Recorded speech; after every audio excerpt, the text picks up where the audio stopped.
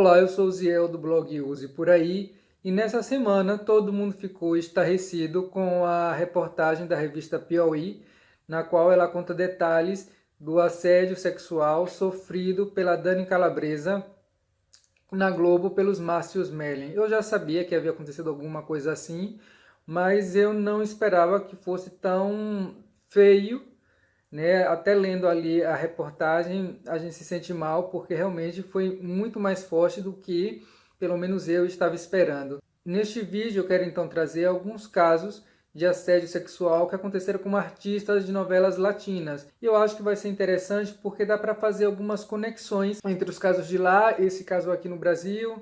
Bem, vamos começar aqui com o Maurício Islas. Maurício Islas é bastante conhecido no Brasil, ele fez novelas como Manancial, que passava na tarde do SBT, era par romântico com a Adela Noriega. Outra novela com a dela que ele fez foi Amor Real. O Escândalo, do qual ele foi protagonista, aconteceu em 2004. Nessa época, ele estava fazendo uma novela com a Gabriela Spanik na Telemundo, chamada Prisioneira.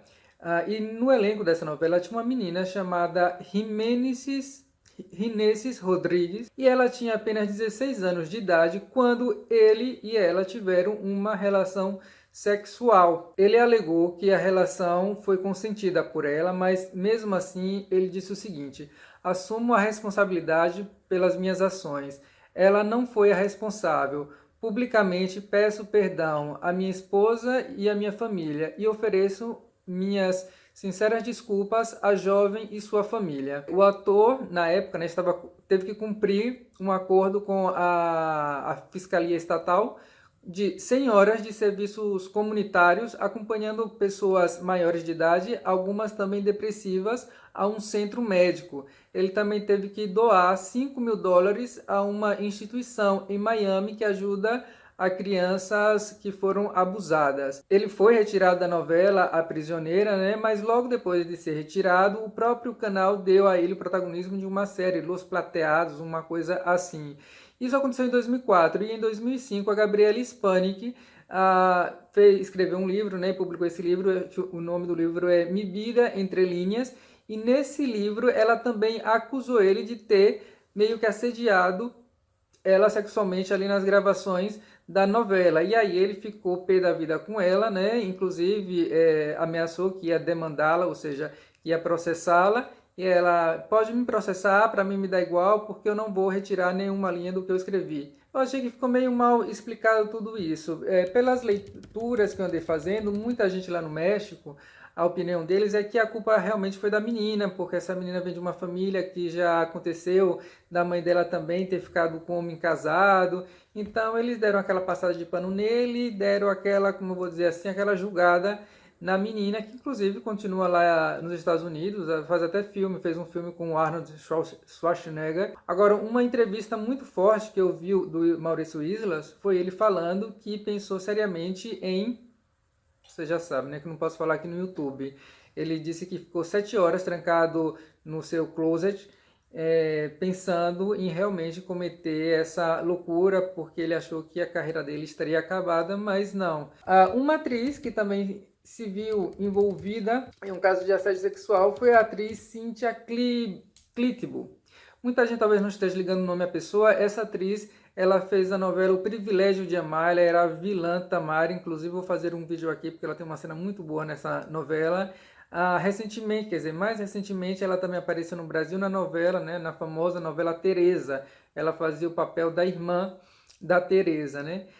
Quem foi que ela acusou? Ela acusou um ator chamado Emiliano Guerreiro. Esse homem, ele não é assim, um ator muito conhecido, ele é mais dublador do que ator, quero dizer, ele é mais conhecido por suas dublagens, mas ele estava fazendo uma série na Netflix chamada Clube de Corvos, né? E ela o denunciou e disse o seguinte: tenho fotografado toda a conversa onde ele começa a me dizer coisas. Me dá muita vergonha porque esse senhor me conhece desde que eu era uma criança. Tem sido meu amigo por toda a vida e jamais imaginei a qualidade de pessoa que verdadeiramente é. Ela denunciou em 2019, mas tinha acontecido um pouco antes. E por que só em 2019?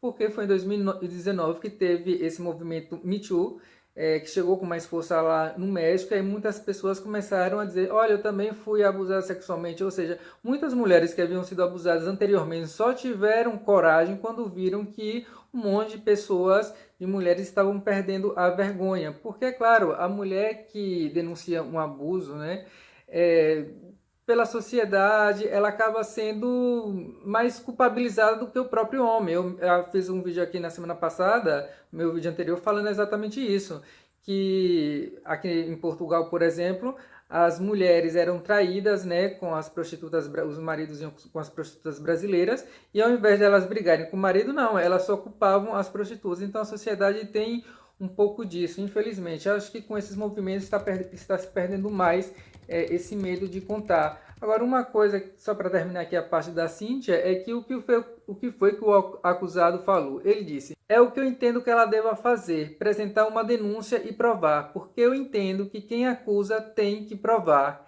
Eu tenho a consciência tranquila, muito tranquila. Todos que me conhecem sabem como sou. E isto é parte de uma vingança num assunto sindical. Ah, sim, porque os dois estavam ali participando de um grupo do sindicato, então ele disse que essa denúncia dela foi mais uma vingança, porque ela queria um cargo, enfim. Ou seja, uma coisa que precisa chamar a atenção aqui, de todas as entrevistas que eu fui vendo dos acusados, eles mais ou menos sempre falam isso, perseguição.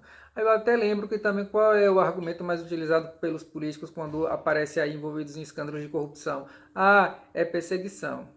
Bom, um outro nome famoso que aconteceu uma coisa assim bastante estranha foi o Sérgio Sendel. Não sei se vocês conseguem ligar o nome à pessoa, mas ele fez várias novelas que passam no Brasil. Ele fez Amigas e Rivais, O que a Vida me Roubou, mais recentemente, né, com a Angélique Boyer, fez Feridas de Amor, fez A Outra, né? E como é que foi o caso dele? Bom, com esse Me Too de 2019 lá no México, uma bartender escreveu anonimamente uma denúncia contra ele. Ela foi lá atender ele, levou lá a bebida para ele e ele assegurou, ela disse que colocou os lábios para dentro da boca, né, porque viu que ele ia beijar, mas não adiantou, mesmo colocando os lábios para dentro da boca, ele assegurou, a beijou e colocou a língua. E ela fala que me deu muito nojo, que ficou eternizado isso na minha cabeça. Ela se soltou, voltou pro bar.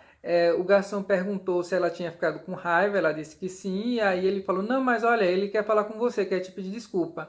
Ela não queria voltar lá para conversar com ele, mas aí chegou o garçom, chegou um outro funcionário lá e a convenceram. Ela voltou, mas assim, dizendo ela, né, que voltou atenta para que nada outra vez acontecesse, e aí ele pediu desculpas a ela e disse, posso pegar sua mão? E nisso de pegar a mão dela, pegou sua mão e a beijou outra vez, lhe deu um bitoque. Foram perguntar lá ao Sérgio Sendel se isso era verdade e ele deu uma resposta desfazendo da menina. Ele disse o seguinte, não vou responder besteira, porque uma repórter tinha perguntado, né, sobre isso. Inclusive ele foi muito deselegante com a repórter, porque a repórter era baixinha. Aí ele fazia, por que me pergunta isso, sua baixinha? Aí ela fala, é porque é meu trabalho. Aí ele disse, não vou responder besteira. Há idiotas como há homens, há mulheres também imbecis. Não vou responder a isso. E aí perguntaram a ele, né, mas e sobre o movimento, o que você acha? Ao invés dele dizer, olha, o movimento é muito importante e tal, não, olha o que é que ele fala. É um movimento frágil em sua estrutura, porque pode ser utilizado para denunciar algo que vale a pena ou para fazer dano a alguém que não fez nada de errado. Não posso comentar mais porque do movimento não conheço nada além de pura fofoca. Tem o nome do William Levy. William Levy, bastante conhecido. Ele foi acusado por uma menina chamada Carla Álvares, de 17 anos. A demandada assegura que Levy incorreu em agressão com toques ofensivos e que, além disso, apertou o seu pescoço enquanto a forçava a fazer o oral. E ao final, como eu vou dizer isso? Terminou, né, na sua boca, podendo contagiá-la com uma DST, né, caso ele tivesse.